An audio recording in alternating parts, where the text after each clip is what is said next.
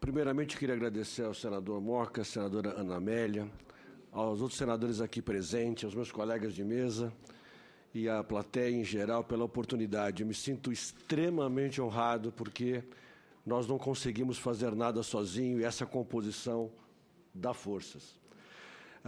Esse trabalho eu vou contar mais para frente como é que ele apareceu e se tornou uma grande criança para mim porque é muito fácil falar de obesidade nesse país. Não nesse país, no planeta. É a doença que a gente batizou em 2012 lá na Associação Médica como sendo o mal do século. E os americanos, no ano passado, fizeram isso pelo FDA e tiveram que retirar porque entramos com uma interpelação. Mal do século porque ele atinge qualquer pessoa, em qualquer faixa etária, em qualquer país, em qualquer classe social. É muito fácil falar de obesidade, para mim, pelo menos. Esse slide é meio provocativo, é da revista Lancet, uma das mais importantes revistas médicas e respeitadas do planeta. Nauru é uma ilha na Oceania onde é absolutamente cultural as pessoas serem obesas. Mas nós temos, em segundo lugar, o homem americano, onde 28,5% deles são obesos. Os brasileiros, homens, 19º lugar, com 25,8%, e as mulheres aparecem em 15º. Uma provocação às mulheres. As americanas não estão nem em 26º. Preste atenção nesse conceito. Nós temos uma obesidade que ela mata mais de 2,8 milhões de pessoas por ano. E hoje, 12% da população mundial é considerada obesa. Nós temos no continente americano, outro dado muito interessante, 26% dos adultos são obesos. Em contrapartida, no Sudeste Asiático, apenas 3% o são. Isso é um dado da OMS que afirma que em todas as regiões do mundo, a obesidade, como a Silvia mostrou para a gente, duplicou entre 80 e 2008. Duplicou, 50%, não 100%, é um número absoluto. Nós temos que as mortes das doenças chamadas na medicina não contagiosas ligadas à obesidade, diabetes, hipertensão e doenças cardiovasculares, e o importante aqui é ser repetitivo, porque a gente só batendo na tecla, batendo no martelo, que vamos gravar essas informações. Elas são 2/3 das mortes que acontecem no planeta. Meu Deus do céu, mais que 66% de responsabilidade, nós temos que tomar cuidado, nós temos que tomar conta disso, nós temos que tomar alguma atitude. O excesso de peso que a gente fala, que eu disse, é encontrado em todas as faixas etárias, todas as classes sociais. E a gente começa a falar dos 5 ou 9 anos, eu vou mostrar uns dados um pouquinho anteriores a 2008, mostrado pela Patrícia, mas entendam, pais obesos, se tiverem filhos, a chance deles serem obesos é de 90%, porque é na infância que as células adiposas tomam força e não conseguem ser extraídas, e a luta desse indivíduo será muito maior. Por isso que os métodos não servem para todos. Nós temos uma digital, é um tratamento individualizado. Isso é muito importante, porque a genética ela é também importante nesse momento. Estou mostrando dados aqui que variam de 74. E vocês podem ver com qual tristeza nós temos aqui excesso de peso, crianças 5 a 9 anos, entre 74 e 2009, de 10,9 nos meninos para 34,8. Nós temos aqui dado do próprio Ministério nas meninas, de 8,6 para 32. E eu vou fazer isso em todos os gráficos e chamar a atenção pela inversão do déficit de altura e o déficit de desenvolvimento. Eu posso aumentar dos 10 aos 19 anos a faixa etária e eu vou ter a mesma escalada. O que me assusta muito é que os homens passaram as mulheres, e isso é muito interessante. E ainda estamos em 19º, não em 15º no ranking mundial. Posso mudar para mais de 20 anos lá de idade, e aí é fase de pós-formado, fase produtiva, e esse gráfico não muda, ele não muda. E eu estou falando de 74 a 2009. Temos dados hoje da Patrícia já de 2012 que continua na escala ascendente. Nesse panorama geral, nós temos o que no Brasil 65 milhões de pessoas, ou 40% da população, está com pelo menos excesso de peso. E 10 milhões são obesas. 10 milhões são aproximadamente 5% da população. É muita gente. Nós temos que fazer alguma coisa. Os homens passaram, as mulheres com 51% e as mulheres com 42%. Mas só ser obeso para nós não é importante na área médica. O sobrepeso já é capaz de causar danos que lá na ponta não vai dar para segurar, não vai dar para tratar, não vai dar para salvar, vão morrer. Só que quem demora para morrer, o custo é leve e eleva muito. Temos que tratar no início, temos que tratar a criança pequena, o jovem, o adolescente. É isso que eles vão levar para casa de uma maneira lúdica, interativa, para os pais, o que eles aprenderam nas aulas, nas informações que nós estamos lidando. Infelizmente, na classe A é a mais estreita na proporção da obesidade, a classe B é intermediária, mas a classe C, repito, infelizmente, toma conta e de goleada, é elas que precisam ser atacadas. Eles precisam de informações, eles não têm que ter televisão, eles têm que saber a verdade. Os recursos deles são pemingos.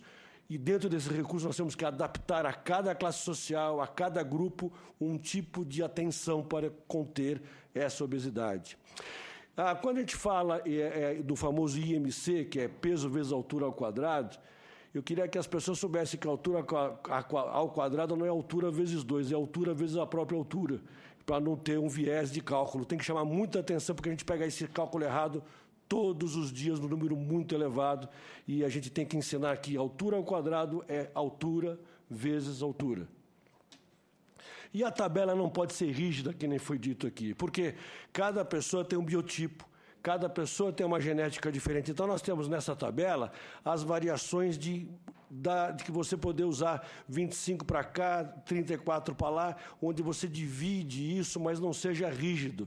Tem pessoas que têm um IMC um pouco elevado, mas tem na gordura magra e na gordura ruim e na gordura boa um bom equilíbrio. Então, essa pessoa ela tem um outro viés, por isso que esse gráfico não é linear. Quando a gente fala, né, que as variáveis precisam ser levadas em consideração, idade, sexo, histórico familiar, crescimento, etnia e possíveis doenças. Mas eu insisto, não é protecionismo, mas apenas o médico, a classe médica pode começar a conduzir essa história. Porque é ele que vai dizer na saúde o que pode ser feito. Não é que ele seja dono da verdade, mas ele vai precisar da composição. Sim, ele vai ter a composição. Não, todo mundo pode achar alguma coisa, mas a saúde, tipo, quando a gente fala em doenças, né, a gente fala em doenças não transmissíveis, onde você tem hipertensão, diabetes e etc. Esse diagnóstico vai sair por aí. E antes de tomar qualquer decisão à saúde, a gente pede que as pessoas consultem um médico. Eu acho que isso é importante. Mas, repito, não é bairrismo, porque nós somos um time. É só uma questão de condução. Já falava-se que a saúde, de uma forma, atingia vários graus, de várias maneiras e de vários processos. E nós, lá na Associação Médica Brasileira, fizemos o seguinte. No Conselho Científico, que reúne todas as especialidades, perguntamos qual é o maior problema de saúde, de sobrepeso e obesidade na sua área. E nós tabulamos isso por especialidade. Não vou ter tempo, mas elas são muito repetitivas, tipo acidente vascular cerebral, infarto agudo do miocárdio, cardiopatia, diabetes, aneurisma, aterosclerose. Na área digestiva, eu perguntei à época para o Nelson Andreolo, titular do CBCD, Colégio de Cirurgia Digestiva, qual era o maior problema para ele na obesidade. Ele falou a cirurgia bariátrica. Eu, como cirurgião, lhe digo, eu estou sofrendo muito com o descaso, com o abuso da cirurgia bariátrica, porque até a cirurgia o paciente tem chance. Ele pode deixar de ser obeso e vai deixar de ser doente. Depois da cirurgia ele vai ser doente para sempre. Eu bato, brigo e discuto, porque a classe médica unida, do outro lado, tem um financiamento das indústrias de aparelho terrível. E eu acabo perdendo na queda de braço, mas eu ganho na minha moral. Na gastroenterologia, dificuldades, endoscopia que você faz comumente, o paciente obeso ou superobeso, em clínica, corre risco de vida, de sedação, de intubação, de causar um acidente. Na urologia, os homens têm que saber que o sobrepeso pode causar disfunção erétil. As mulheres têm que saber que aumenta até 1/3 câncer de mama e endométrio. só o sobrepeso aumenta em 33% a incidência de câncer de mama e endométrio. Na hepatologia, que é hoje a doença mais incidente no Brasil, que é a esteatose hepática, gordura no fígado, é o principal começo de chegada da esteatose, a cirrose micronodular, a cirrose instalada, ao adenocarcinoma, e que é o câncer hepático. E hoje em dia a esteatose está disparada por causa do sobrepeso e obesidade. Está matando muita gente, o custo disso é brutal. E nós vamos falar sobre nutrologia, pneumologia, oftalmologia, urologia, sendo que as principais causas, eu vou encerrar dizendo, alimentação, grosseiramente eu não posso competir com minhas duas colegas, nem com a Silva, nem com a Patrícia. O sedentarismo eu posso falar, que é inatividade e desmotivação. O estresse, sem dúvida nenhuma, leva a um círculo vicioso, e esse círculo vicioso leva à obesidade. O importante é lembrar aqui, eu não vou me desculpar, não vou mostrar que eu penso em time, eu penso em grupo. Os profissionais são da clínica geral, da endócrina, da cardiologia, nutrologia, nutrição, que eu sou fã, a Patrícia sabe disso, desde a professora Baxter, psiquiatria, gastroenterologia, medicina física, reabilitação, ortopedia e traumatologia. A frase que eu deixo para vocês é: vamos tratar desses obesos com apoio, determinação, mas mais do que tudo, em maiúsculo, respeito. Ele não é estética que nós estamos discutindo saudabilidade. É muito mais importante isso.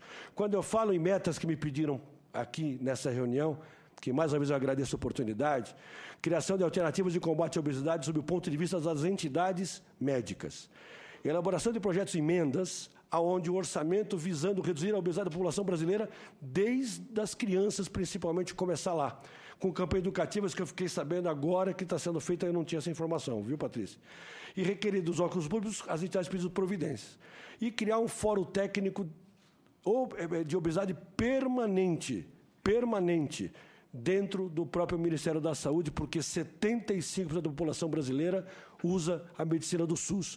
E se eu pegar todos os obesos, e é a classe C, e teoricamente é a classe C que usa os atendimentos SUS, eu acho que nós vamos acertar em cheio e rapidamente.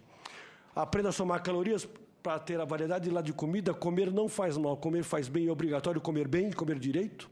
Esse é um prato bastante equilibrado que nós copiamos da própria nutrologia, e eu quero agradecer a AMB, que me deu essa oportunidade, a minha esposa que me aguenta, não sei como, a minha mãe que está lá nos ouvindo, e ela é magrinha, graças a Deus, meu pai que já morreu, porque senão ia passar essa vergonha, e a Luciana, que é a pessoa que me ajuda a montar as minhas aulas. Muito obrigado.